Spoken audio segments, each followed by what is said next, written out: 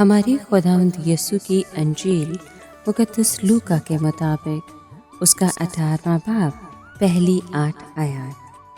ایک دن یسوع نے اس غرض سے کہ ہر وقت دعا کرتے رہنا اور ہمت نہ ہارنا ضروری ہے، اپنے شاگردوں کو ایک تمثیل سنائی اور کہا کہ کسی شہر میں ایک قاضی تھا جو نہ خدا سے ڈرتا اور نہ آدمی کی کچھ پرواہ کرتا تھا، اور اسی شہر میں ایک بیوہ تھی جو اس کے پاس آتی اور اس سے یہ کہا کرتی تھی کہ میرے مدعی کے مقابل میرا انصاف کر۔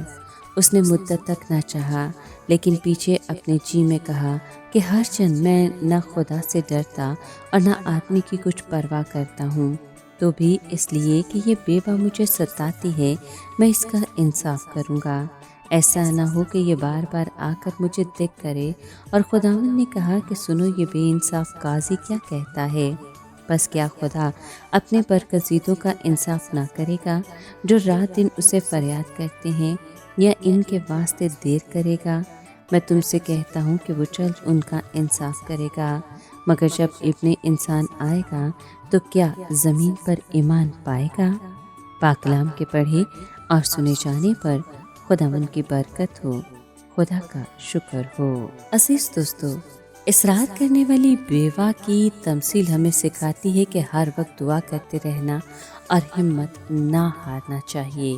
عام مفہوم میں یہ سارے انسانوں اور ہر قسم کی دعا کے لیے ہے، لیکن یہاں خاص مفہوم اس دعا کا ہے جو آزمائشوں اور مصیبتوں سے خدا کی طرف سے رہائی کے لیے مانگی جاتی ہیں۔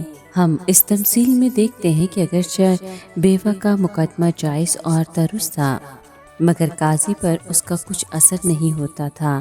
وہ غیر منصفانہ سلوک کے خلاف کچھ کرنے کو تیار نہ تھا، لیکن وہ بیوہ بڑی باقاعدگی سے بار بار آتی رہی۔ بالآخر وہ قاضی کچھ کرنے پر مجبور ہو گیا۔ اس کے اصرار، منت و زاری اور مستقل مزاجی کے باعث قاضی کو اس کے حق میں فیصلہ دینا پڑا۔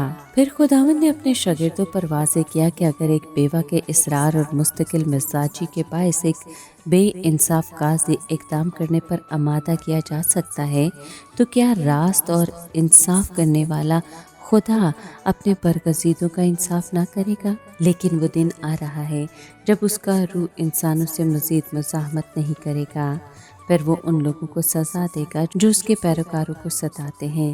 تمثیل کا اختتام خداوند یسوع نے ایک سوال کے ساتھ کیا کہ تو بھی جب ابن آدم آئے گا تو کیا زمین پر ایمان پائے گا؟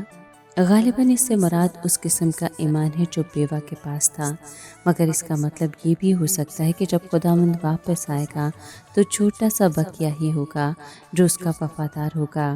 تب تک ہم میں سے ہر ایک کو ایسے ایمان سے تحریک ہونی چاہیے جو رات دن خدا سے فریاد کرتا رہتا ہے۔